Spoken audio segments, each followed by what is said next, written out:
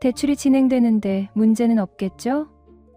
카네기 선생님이 제 아버지니까요. 최고급 실크 장갑을 낀 손이 천천히 서류 한 장을 책상 위로 밀어놓습니다. 1903년 오벌린의 시티즌스 국립은행장 찰스 베기스는 침을 꼴깍 삼키며 그녀를 지그시 바라보고 있어요. 지구상에서 가장 돈이 많은 사내 강철왕 앤드루 카네기가 이 여자의 아버지라고?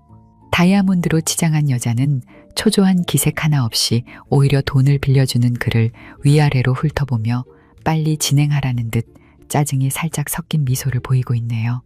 부인, 다만 대출 절차상 은행장이 어렵게 입을 떼자 여자가 나긋나긋하게 말을 자릅니다. 절차라뇨?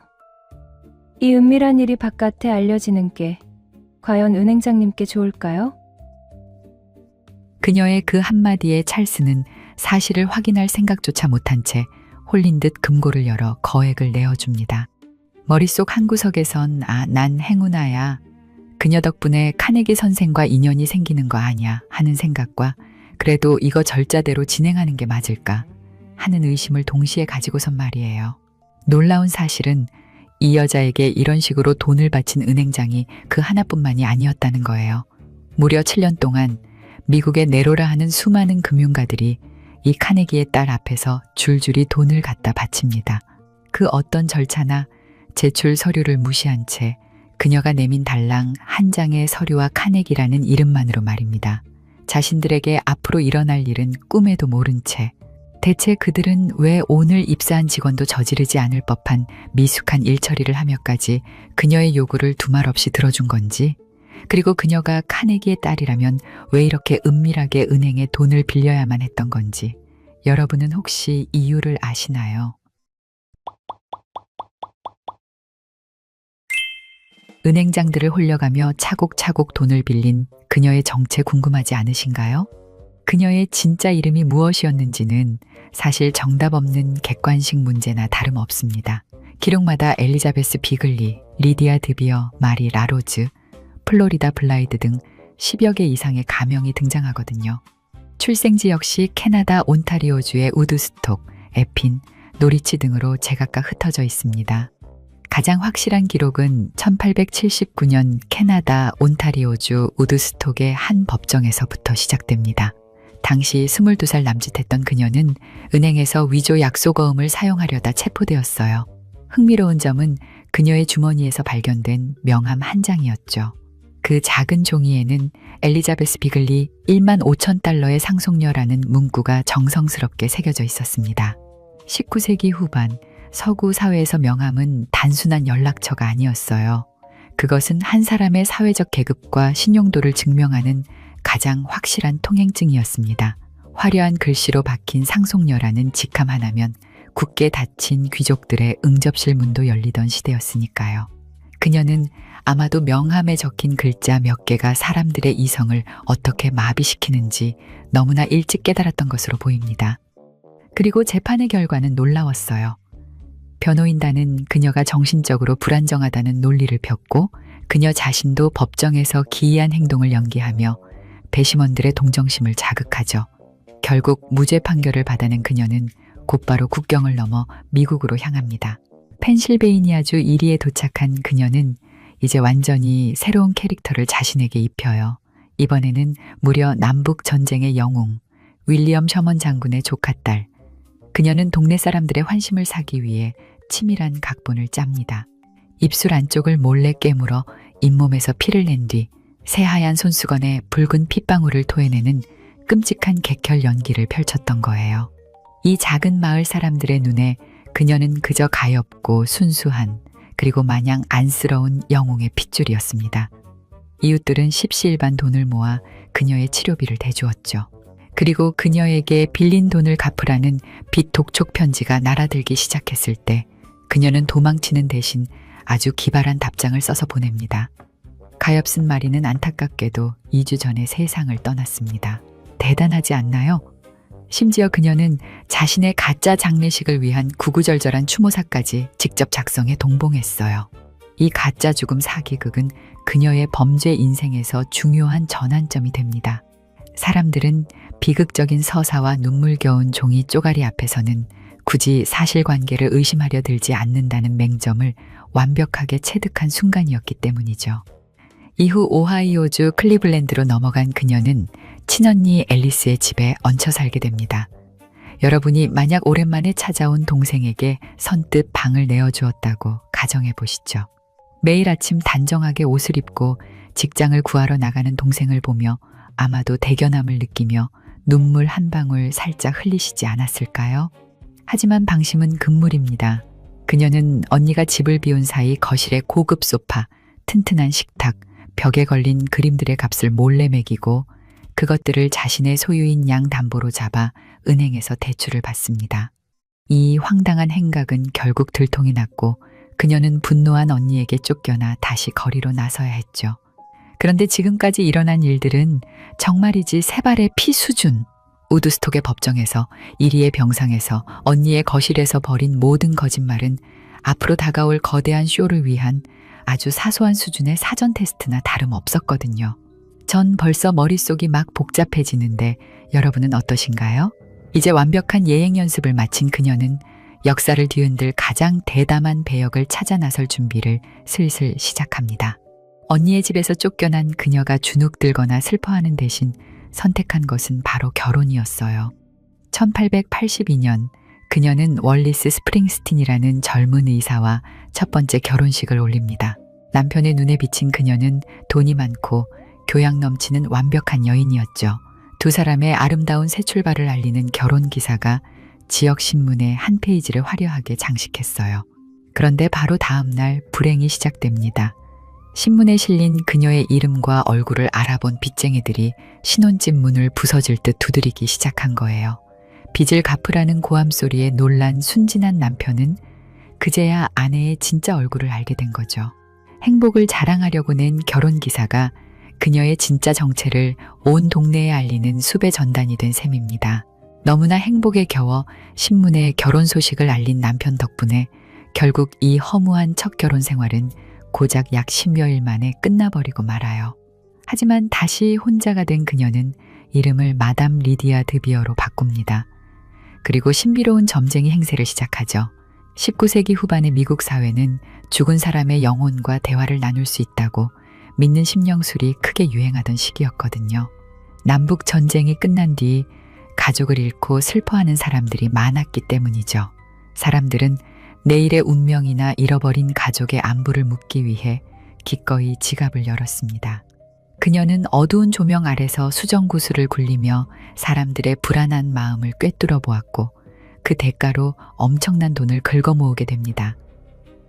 하지만 남의 이름을 흉내내는 나쁜 버릇은 고치지 못해 1889년 누군가의 서명을 베껴서 위조 범죄를 저지른 사실이 결국 발각되고 말아요. 안타깝게도 이번에는 거짓말과 연기가 통하지 않았습니다. 이 일로 무려 9년 6개월이라는 무거운 징역형을 선고받고 퀴퀴한 냄새가 나는 오하이오 주립교도소의 차가운 철창 안으로 들어가게 되지요. 혹시 그녀가 감옥에 갇혔으니 이제 조용히 반성하며 갱생의 시간을 보냈을 거라고 생각하셨을까요? 그럴 리가요. 그럼 이야기가 여기서 끝나야 하는데요. 기대를 버리지 않고 그녀는 감옥 안에서도 죄수복을 입은 채 뻔뻔하게 점쟁이 역할을 계속합니다. 하루는 교도소장에게 다가가 아주 불길한 예언을 남긴 것으로 전해져요. 당신이 지금 하고 있는 개인 사업으로 5,000달러라는 큰 돈을 잃게 될 겁니다. 그리고 결국에는 암에 걸려 목숨을 잃게 될 거예요. 충격적인 건 이 섬뜩한 말이 그대로 현실이 되었다는 사실입니다. 소장은 실제로 큰 금전적 손실을 보았고 훗날 몹쓸병을 얻어 세상을 떠나게 되거든요. 물론 훗날에 누군가 지어낸 헛소문이거나 단순한 우연의 일치일 수도 있죠. 하지만 상대방의 가장 약한 곳을 찌르고 심리를 흔드는 그녀의 무서운 재주만큼은 확실하게 가지고 있었던 걸로 보입니다.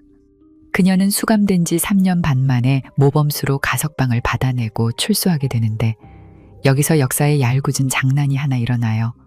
당시 굳게 닫혀있던 그녀의 감옥 문을 열어줄 서류에 서명한 오하이오 주지사가 바로 훗날 미국의 제25대 대통령이 되는 윌리엄 맥킬리였거든요.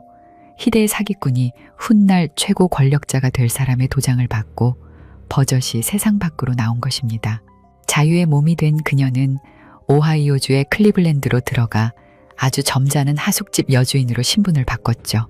하지만 겉모습만 번지르르 할 뿐 사실 그곳은 남성들을 상대로 은밀한 만남을 주선하는 매춘업소였어요.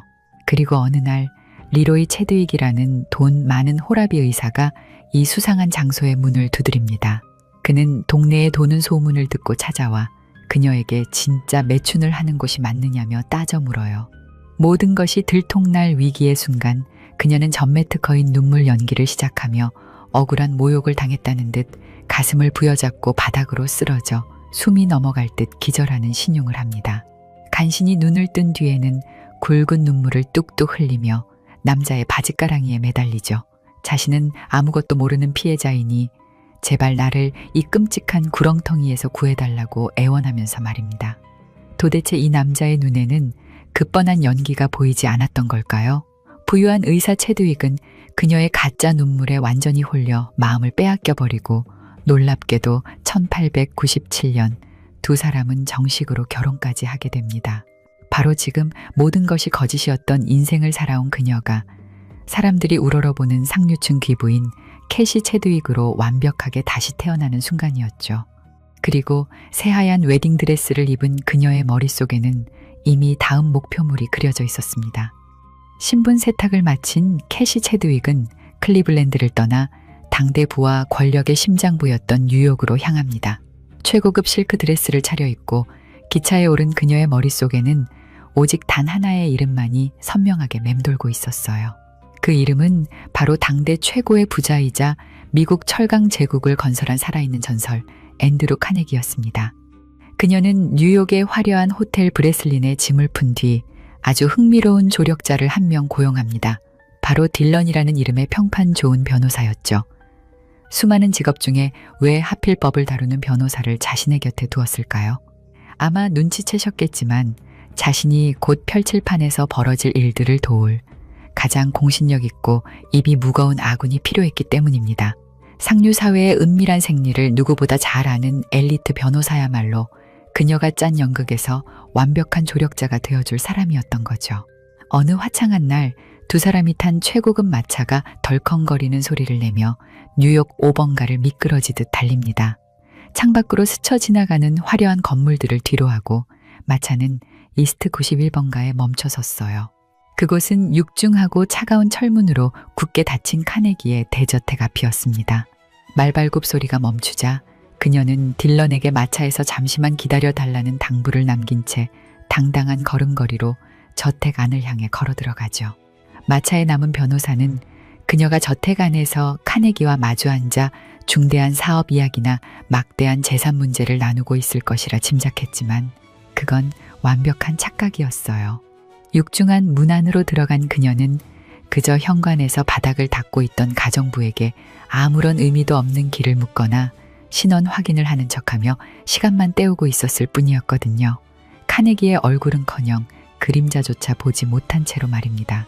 적당한 시간이 흐른 뒤 저택에서 나온 그녀가 옷매무새를 가다듬으며 마차에 다시 올라타는 순간이었어요. 그녀의 품 안쪽에서 두툼하고 빳빳한 종이 뭉치 하나가 마차 바닥으로 툭 떨어집니다. 마차의 흔들림 때문에 생긴 우연한 실수였을 리 없는 바닥의 각도와 줍는 사람의 시선까지 계산된 그녀의 치밀한 연극이었죠. 당황한 딜런 변호사가 바닥에 떨어진 그 종이를 주워들어 그녀에게 건네기 직전 두 눈이 커지며 숨이 막힐 듯한 놀라움을 금치 못합니다. 자신이 주운 것이 평범한 종이가 아니라 막대한 금액이 적힌 약속어음이었거든요. 종이 위에는 천문학적인 액수가 또렷하게 잉크로 새겨져 있었습니다. 그리고 무엇보다도 충격적인 건 가장 아래에 적힌 서명이 바로 앤드루 카네기의 친필 서명이라는 점. 잠시 후 종이를 빼앗듯 황급히 가로챈 그녀는 당황한 기색을 감추지 못하며 양손으로 얼굴을 감싸 줍니다. 그리고 파르르 떨리는 목소리로 평생 누구에게도 말하지 못했다는 듯 끔찍한 비밀을 아주 은밀하게 털어놓기 시작해요. 딜런, 사실은 말이에요. 저는 카네기 선생님의 숨겨진 딸입니다. 세상이 발칵 뒤집힐 만한 고백이었어요. 그녀는 자신의 어머니가 과거의 카네기와 은밀한 관계였으며 자신을 낳고 얼마 지나지 않아 세상을 떠났다고 눈물을 훔치며 그에게 속삭였습니다. 위대한 철강왕이 평생의 죄책감을 이기지 못해 피를 토하는 심정으로 이 막대한 어음들을 자신에게 건네주었다는 가슴 아픈 사연이 이어졌죠. 심지어 자신의 집에는 앞으로 상속받을 4억 달러 규모의 증권들이 더 쌓여 있다는 터무니없는 거짓말까지 아주 자연스럽게 덧붙여 말합니다. 여기서 잠시 이야기를 시작할 때 보았던 장면을 떠올려 볼까요? 아무리 눈앞에서 엄청난 금액이 적힌 서류를 보았고 눈물 섞인 고백을 들었다고 한들 그 똑똑한 변호사나 금융인들 중 단 한 사람도 왜 카네기에게 직접 또는 알려진 측근들에게 연락을 해서 사실관계를 확인해 보지 않았을까요? 그 비밀은 19세기 말부터 20세기 초까지 미국 상류층을 짙게 지배하던 무언의 규칙 속에 숨어 있습니다.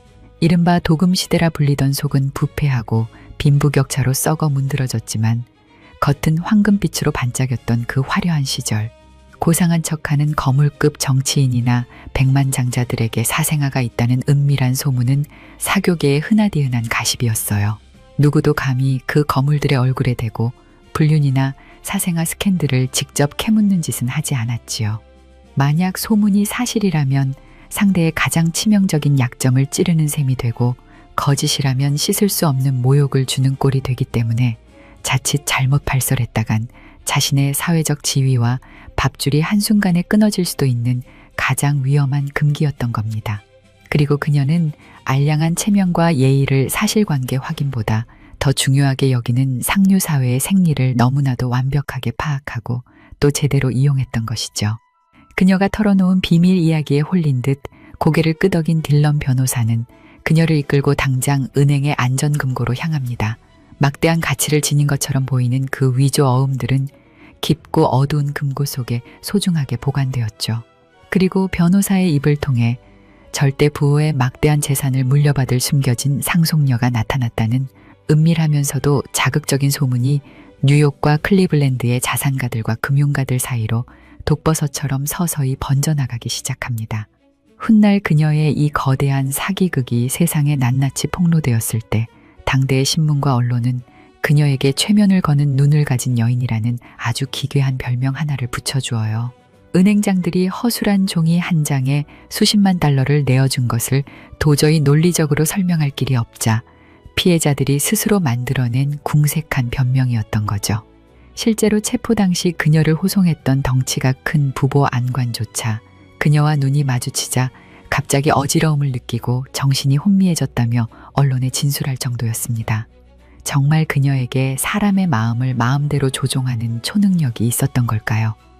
그 콧대 높은 은행가들과 변호사들의 이성을 깡그리 마비시킨 것이 단지 그녀의 신비로운 눈빛 때문이라 말한다면 너무 기막히고도 황당하다고 생각이 드는데 말이죠.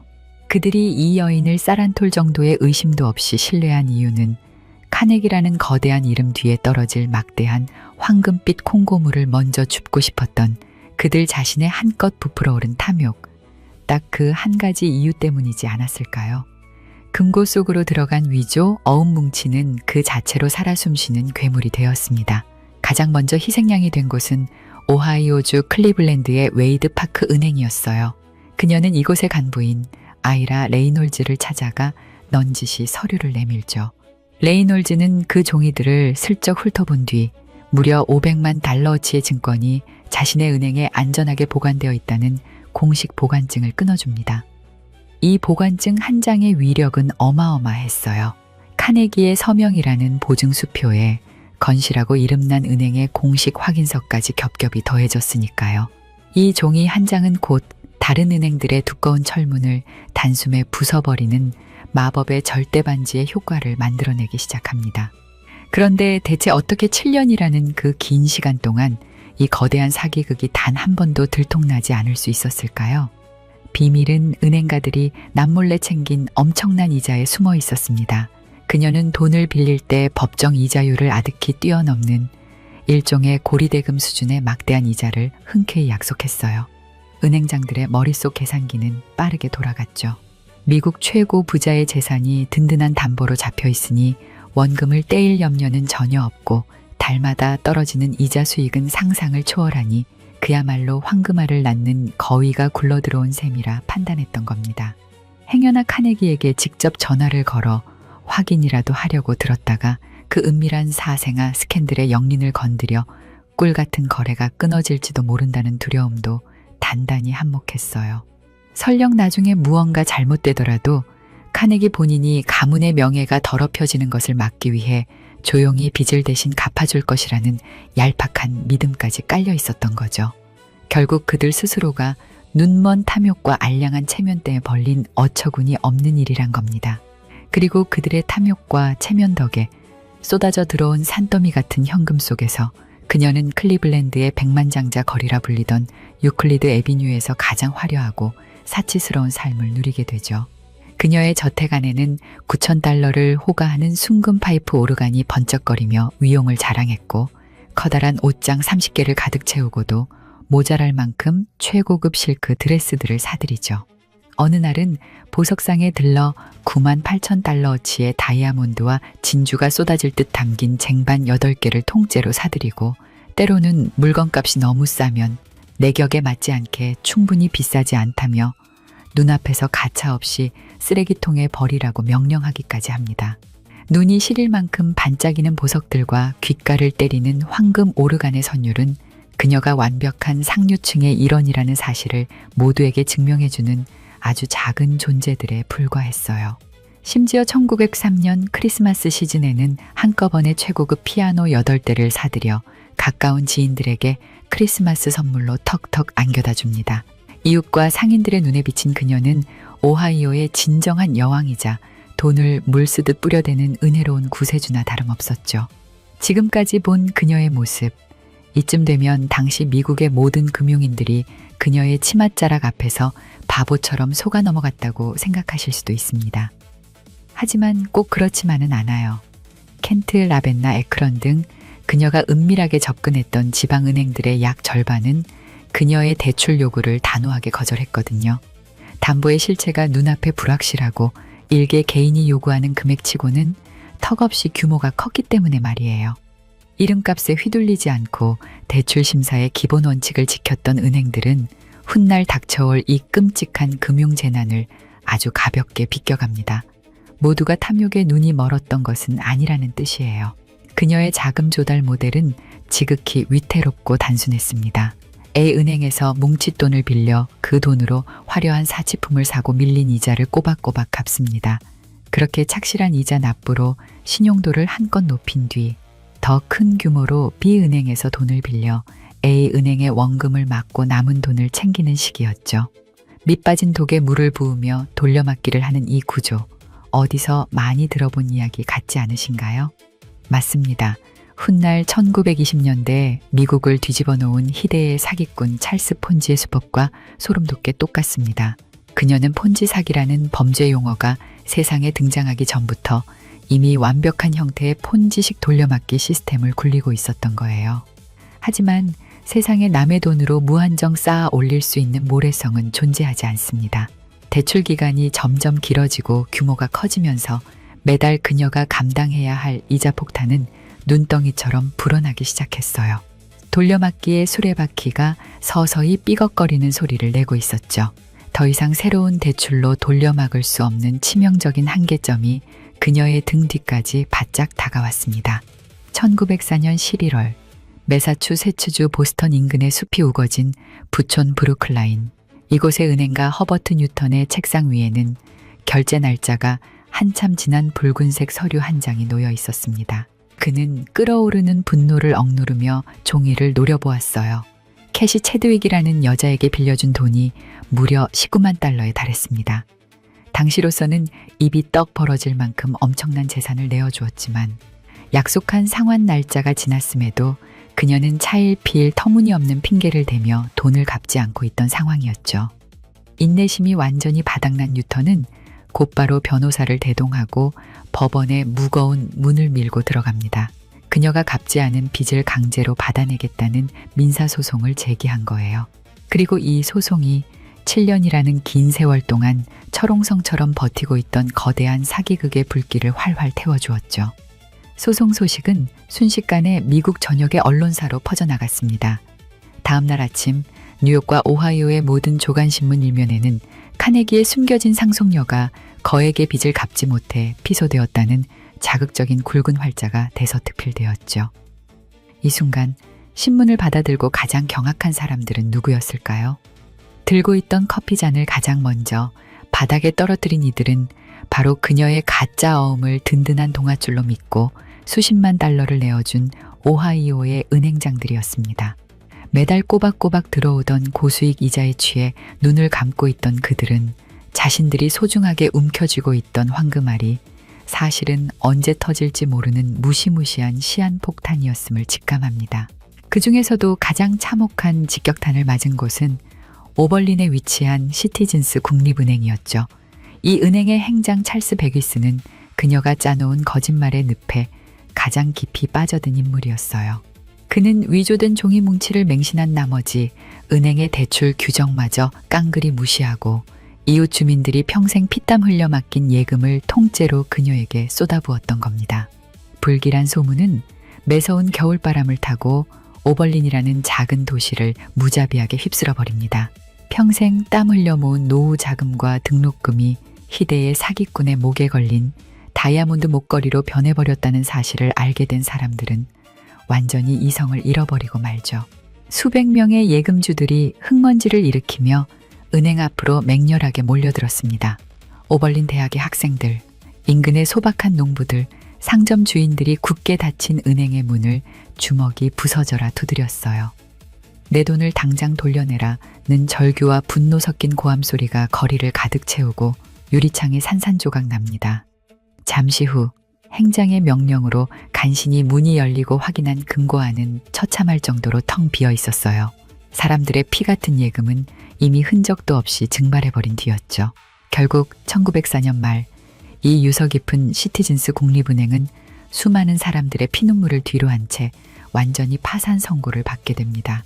그리고 이 끔찍한 파국의 순간 그녀와 한 침대를 쓰며 그 화려한 사치를 가장 가까이서 누렸을 남편 리로이 체드윅은 어떤 반응을 보였을까요? 아내의 손을 굳게 맞잡고 끝까지 곁을 지키며 든든한 방패막이가 되어주었을까요? 스캔들이 터지자마자 그는 가장 먼저 살 길을 찾아 짐을 쌉니다. 자신이 밤낮으로 벌어온 돈으로만 아내가 상류층의 사치를 부린다고 철석같이 믿고 있었던 그는 뒤늦게 모든 진실을 알고선 경악을 금치 못했어요.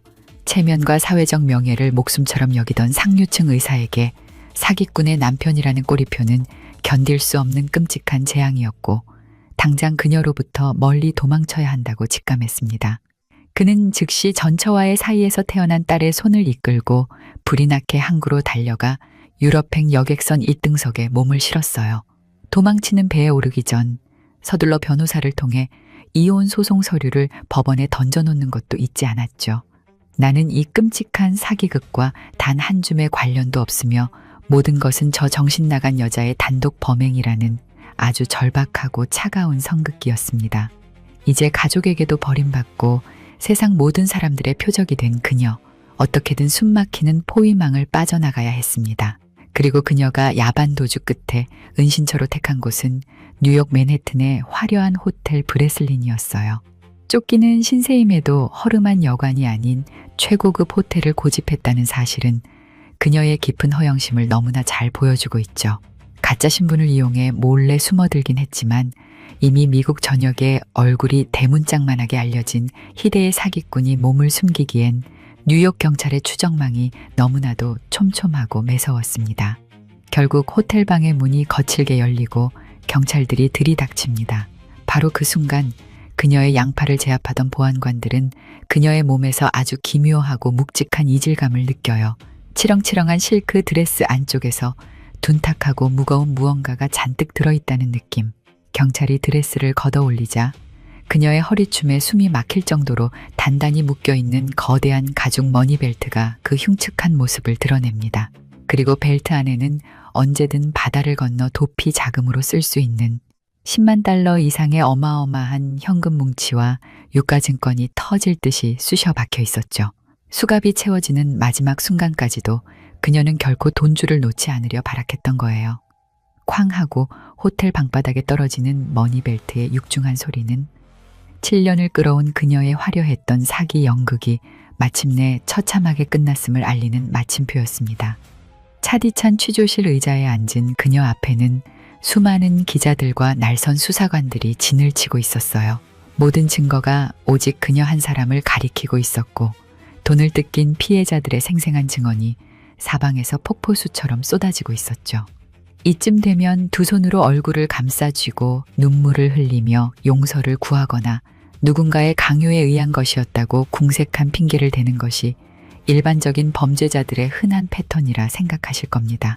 하지만 그녀는 또 한 번 모든 사람들의 예상을 완벽하게 비웃듯 조금의 흐트러짐도 없이 고개를 빳빳하게 쳐들고 자신을 향해 쏟아지는 카메라 플래시 세례를 똑바로 응시합니다.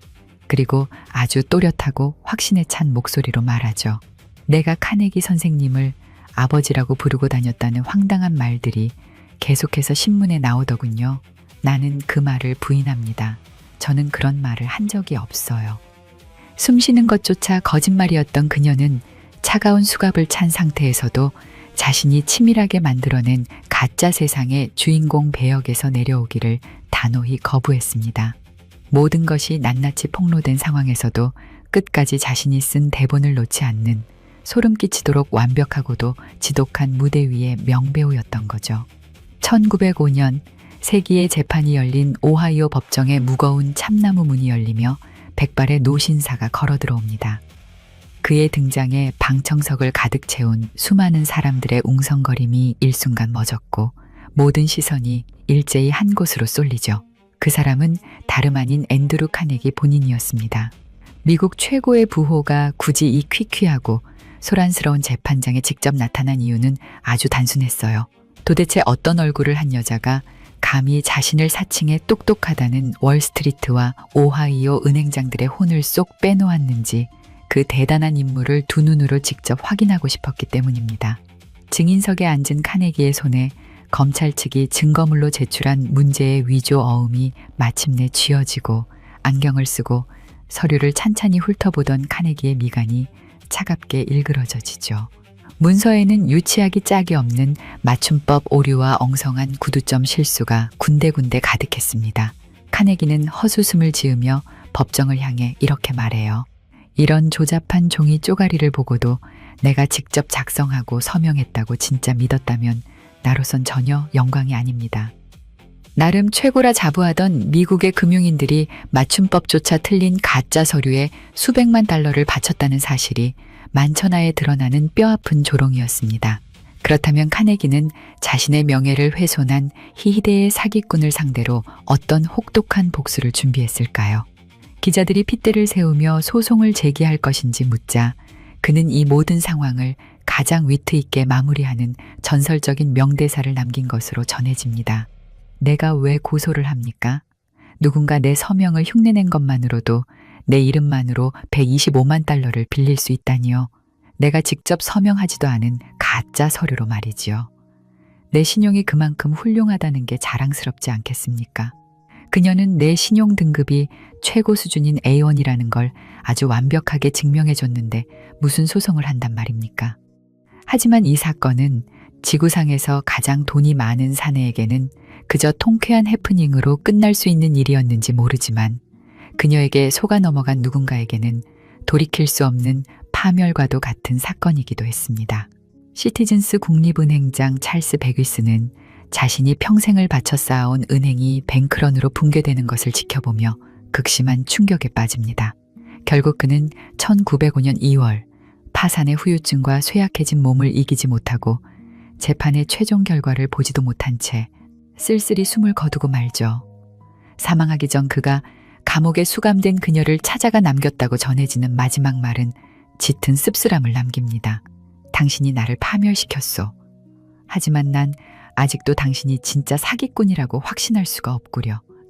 이 소송에서 법원은 캐시 체드윅에게 14년의 징역형과 7만 달러라는 막대한 벌금을 선고합니다. 하지만 1906년 오하이오 주립교도소로 향하는 그녀의 행색은 결코 반성하는 모습은 전혀 찾아볼 수 없었죠. 그녀는 감옥에 들어가면서도 최고급 실크 드레스와 고급 가구, 개인 사진들이 잔뜩 담긴 커다란 트렁크 짐들을 뻔뻔하게 끌고 들어갔어요.